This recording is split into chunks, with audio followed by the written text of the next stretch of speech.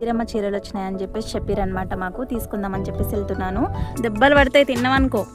ఏంది ఏంది గింజలు అయితే ముందే నానబెట్టి పెట్టినాం అనమాట. ముందు రోజు నైట్ నానబెట్టి ఉంచుతాము. మస్తు ఆగడం పిల్ల ఇది. దగ్గరికి వెళ్ళాలంటే నాకైతే భయం వేస్తుంది. మీదికి ఎక్కి చిన్న గీకదు. 5 years కి బ్యాక్ మా లైఫ్ ఫేర్, 5 years తర్వాత ఇప్పుడు మా లైఫ్ ఫేర్. అసలు మేము హలో అండి అందరికీ, అందరూ ఎలా ఉన్నారు? నేనైతే చాలా చాలా బాగున్నాను. ఇంకా ఈ బ్లాగ్ విషయానికి వస్తే ఈ డే మొత్తంలో నేను చేసే వర్క్ అంతా చూపిస్తా అనమాట. ఇప్పుడు నేను రేణుక కలిసి ఎక్కడికి వెళ్తున్నామంటే ఇందిరమ్మ చీరలు వచ్చినాయని చెప్పేసి చెప్పారనమాట. మాకు తీసుకుందామని చెప్పేసి వెళ్తున్నాను. సో మహాలక్ష్మి సంఘాలలో ఉన్న వాళ్ళకేమో ఆధార్ కార్డు ఉంటే ఇస్తారంట. ఆ సంఘాలలో లేని వాళ్ళకి ఆధార్ కార్డు, రేషన్ కార్డు ఉంటే ఇస్తారంట. మేము అక్కడికి 10 o'clock గిట్లా వెళ్తే మాకు ఇంటికి వచ్చేసరికి 11:30 అయిందనమాట. చాలా లేట్ అయిపోయింది. అక్కడ ఫామ్ దగ్గరికి అయితే ఇప్పటి వరకే వెళ్లాల్సి ఉండే, లేట్ అయిపోయింది ఈ రోజు అయితే. ఇంకా ఫాస్ట్ గా ఇంటికి వచ్చేసి సారీ అయితే ఒకసారి చూసుకున్నాను అనమాట. చీరలు అయితే చాలా బాగున్నాయి. అందరికి సేమ్ కలర్ ఇచ్చిరు. అవును, ఇంతకు ఇందిరమ్మ చీరలు తీసుకున్నారా లేదా మీరు?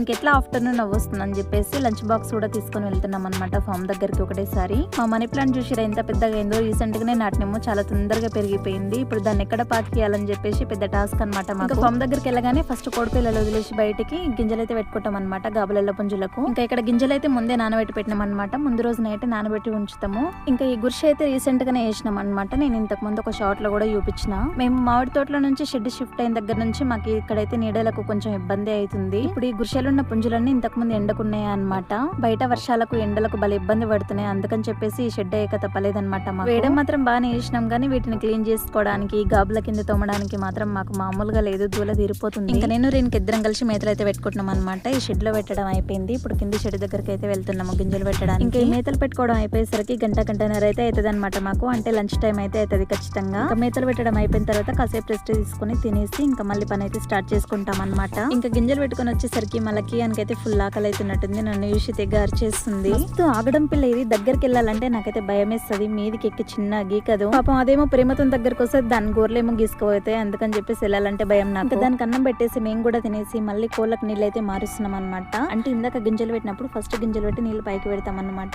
ఫస్ట్ నీళ్ళు తాగి గింజలు కడుపు నిండా తినమని చెప్పేసి మేము లంచ్ చేసిన తర్వాత మళ్ళీ గింజలు తీసేసి నీళ్ళు అయితే పెడతాం అనమాట వాటికి. ఇంకా వీటికి నీళ్ళు మార్చడానికి కూడా అటు ఇటుగా ఒక 1/2 hour అయితే పడుతుంది అనమాట మాకు.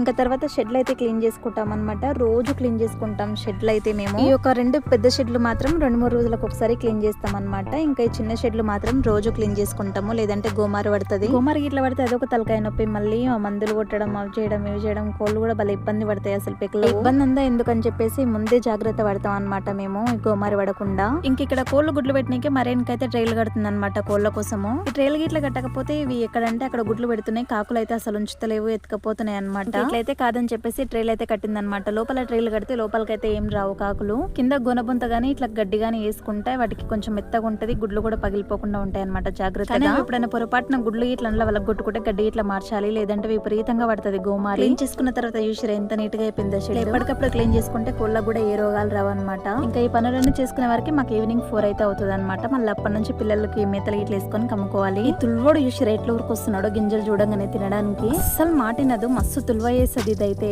అమ్మేద్దాం అంటేనే మరి ఏం కొప్పుకోదు. దానికైతే మస్తు ఇష్టం వీడి చేసి అల్లరి పనులు అంటే.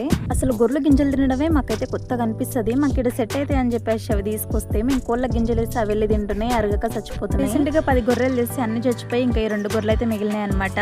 దెబ్బలు పడతాయి తిన్నామనుకో. ఏంది ఏంది ఏమైంది అడుగుతుంటే తల చూసారా ఎట్లా ఎగరేస్తుందో. అది పోయి గడ్డి మేయండి అంటే మేము గింజలే తింటామంటే ఎందుకో ఏమో అర్థమే కదా. ఇక్కడ కోడి పిల్లలకైతే మేతలు వేస్తున్నా అనమాట నేను. దానికి సపరేట్ గాబులలో పెట్టేసి కమ్మేస్తాను అనమాట పిల్లలన్నీ. ఇంకా వీటికన్నా చిన్న పిల్లలకి ఇట్లా ఉంటే వాటిని గంపల కింద అయితే కమ్మేసుకుంటాం అనమాట. ఇంకా ఈ పనంతా అయిపోయే వరకు మాకు 6-6:30 అవుతుంది నైట్. చూస్తుండగానే అసలు చీకటి పడిపోతుంది. ఇంకా ఇక్కడ ప్లాస్టిక్ అంతా కాల్ చేస్తున్నాం అనమాట. బాటిల్స్, కవర్స్, గ్రీన్ మ్యాట్స్ ఏమైనా ఉంటే తీసుకొచ్చి మొత్తం కాల్ చేస్తున్నాం. కోళ్ళు ఇట్లా ఏమైనా తింటే అరగవన్నమాట ఈ కవర్లు ఇట్లా. అందుకని చెప్పేసి ఇక్కడ ఇదే ప్రాసెస్ లో రోజు మార్నింగ్ నుంచి ఈవినింగ్ వరకు ఇదే వర్క్ ఉంటదని చెప్పేసి చెప్పలేమన్నమాట. ఎప్పుడే కొత్త పని చేయాల్సి వస్తుందో తెలియదు. కొత్త పని అంటే ఇక్కడ ఉన్న వర్క్ లోనే ఏదో ఒకటి ఎక్స్ట్రా వర్క్ అనేది ఉంటూనే ఉంటది. ఇప్పుడు నిజం చెప్పాలంటే 5 years కి బ్యాక్ మా లైఫ్ ఫేర్, 5 years తర్వాత ఇప్పుడు మా లైఫ్ ఫేర్. అసలు మేము ఈ ఫీల్డ్ లోకి వస్తామని చెప్పేసి ఎప్పుడు అనుకోలేదన్నమాట. అనుకోకుండా స్టార్ట్ చేసాం. మా ఊర్లోకి వచ్చి ఇల్లు కట్టడం, ఈ ఫామ్ స్టార్ట్ చేసేయడం అన్ని అనుకోకుండా సడన్ గా అయిపోయాయి అనమాట. ఓకే అండి, మరి మీలో ఎవరైనా కొత్తగా నా వీడియోస్ చూస్తుంటే ప్లీజ్ లైక్ చేసి మరిన్ని వీడియోస్ కోసం నా ఛానల్ ని సబ్స్క్రైబ్ చేసుకోండి. Thank you.